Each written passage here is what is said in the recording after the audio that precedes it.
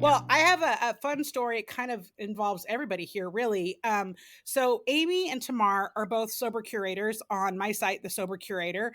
Pete and Casey have both been featured on The Sober Curator. So we've all kind of been on that platform. And I have a really cool story to share about another sober curator who was listening to Casey's podcast. She was actually listening to it while she was still drinking, every day or whenever, however, with whatever the frequency was of your episodes. She was listening to every single one for like 3 months, but she was still drinking. And then I came on your episode. This was a little over a year ago. We did that super cool episode where we talked about all the movies and TV shows that have addiction, recovery, mental health as part of the storyline.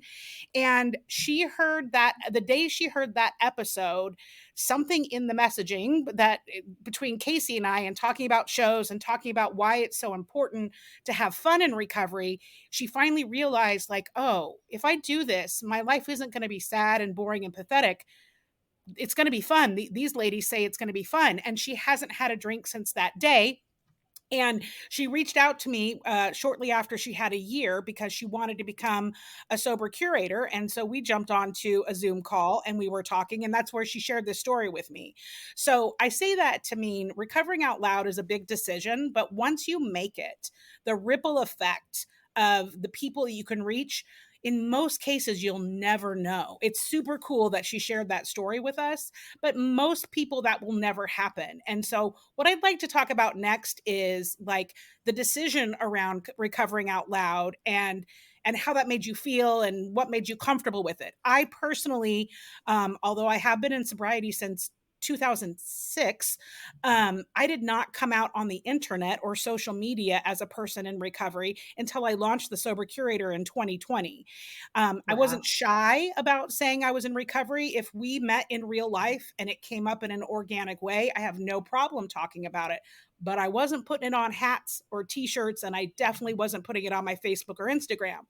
So that's all changed and I feel comfortable with it. And I've had a lot of experiences where people reach out to me that I don't even know very well because, they've got a sister, they've got a brother, they've got a cousin, they need resources. And so I'm proud that I made the decision to step out, although sometimes it makes me anxious. I'm not going to lie, because if a relapse is in my future, like my ego is not going to do well. So, but overall, I see the benefits of it. So I'm curious from each of you, like what your journey has been with recovering out loud, and if you've had any bumps along the way. Casey, do you want to go next?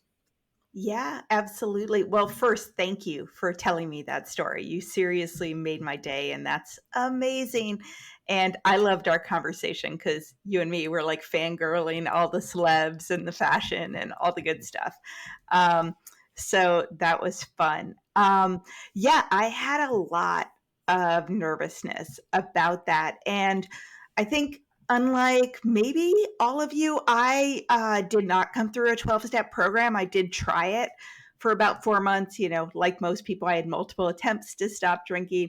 I ended up quitting with the help of a sober coach and sort of an online coaching program, I guess. And so I don't call myself an alcoholic. I could debate for a million years the label or not. I just say I used to drink a lot. I loved it. I quit. I feel better without it. I'm alcohol free. So I was still very nervous to put it out there. I started out not just, but being a life coach for busy women. And I discovered that coaching women who struggled with alcohol was easy and more satisfying and more fun than anything else I could do, because most of the women I work with are sort of high achieving moms, working moms. And when you remove the alcohol, so much of their life gets better just immediately in every area of their lives. And like you guys, once you've been through it, and if you've been in the world for a long time, you kind of know how to do that, how to help people do that. So I was sort of a life and sobriety coach. And then at some point, I said to my husband, because he's a sort of principal of a private school, I said, do you mind if I kind of put it out there that I'm a sober coach and start a podcast, and, people are going to know? And he cracked me up because he was like, "Why would I care if people knew that you don't drink and help people do that?"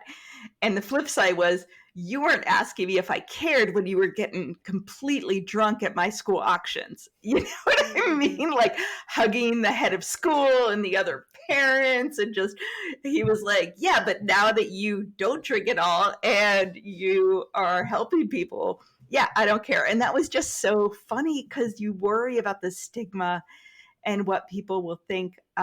Sometimes, like the wife of the head of school and some of the parents come up to me of kids in my son's class and are like, "I listen to your podcast," and I'm sort of cringing, like, "Oh, you know everything about me." But it's always been very positive. So yeah, Well, and you recently had your daughter on the podcast. I think I saw that. That's you wanna talk a little bit about that? she's 9 years old, and um, a lot of the women I work with, I mentioned, are mothers. And one of the big things that comes up is, how do you talk to your kids about stopping drinking, why you're stopping drinking alcohol? Amy, I bet you have a ton to contribute on this. I know you've written a lot of books, which are so cool, but it was just the conversation about, like, what does she think about alcohol and how do we talk about it? And my husband still drinks. So how do we talk about the fact that he drinks and I don't, and mom's a sober coach, and it was actually a great conversation. Well, and that is a great segue. So Amy is the leader of the children on this call for sure, because Amy has 8 children. That's right, 8. And she had 4 of them before getting sober, which I'll let her tell her story a little bit, and then 4 after. So Amy, I know that you've had a lot of experience talking to your kids about this. You recently even published a book, a children's book, Mommy Goes to Meetings, which if you want to check that out on Amazon, you can just Google that there, or not Google, Amazon that there. Amy, talk to us about what it's like talking to your kids about your life choices. Yeah, basically, it's totally different than I imagined. I thought, this was going to be just this, you know, like a shroud of shame or something, but it's been totally opposite. And, when I first got back from treatment and I was really fragile and everything was new, and I was still in my old drinking neighborhood with my drinking buddies, and I was trying to navigate that. I just felt very kind of like, what is this going to look like? Right? All the unknowns. And then as time went on, and I realized I'm going to have to move out of this neighborhood if I want to stay sober, because that was primarily where I did all my drinking, was out in the cul-de-sac with my neighbors. So all of our kids would be out there playing and running around in the front yard, and we'd be knocking back some Chardonnays.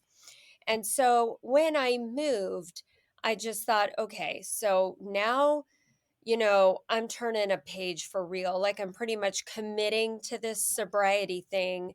And so when I did that, it was also under the premise of, like, I'm not going to be a secret.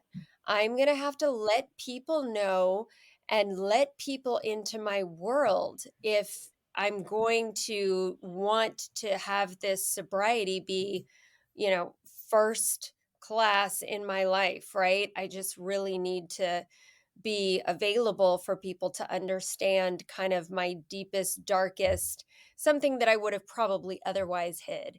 And so I just came out with it. And just from the get go, I mean, we were at a new school, we were in a new neighborhood, and I just kind of said, like, I'm sober, everybody, because I really wanted to avoid some of those drinking situations or invitations. And so, then I got to the point in 2021, we were all home for the pandemic, and I wasn't driving kids around to practices and lessons, and I had time. And so I thought, you know what? This might be a good time for me to tell my story in written form. And I had heard many times before that I should write a book, simply because then I had, as you mentioned, Alysse, those 4 other kids after I had gotten sober, and our first 4 had seen that whole process. So my life kind of took these weird kind of before and after, and then first 4 kids and then second 4 kids had all these phases to it. And so I thought, yeah, it might be time for me to vocalize this story and tell it in my own words. And so I wrote the book. And then after that was out, I mean, hey, the cat was out of the bag. If you didn't know before, now you know. And so I have found for me, and I'll wrap it up with this, the biggest gift ever has been not being a secret, because people will approach me, they'll ask me questions. It is funny, I will say, ironic sidebar, how many people would like to know if they're okay about their drinking. You know, they'll ask me questions as if I'm some kind of like, I can tell you and I can't, you Be on this know. stick, and that'll And tell you, so right?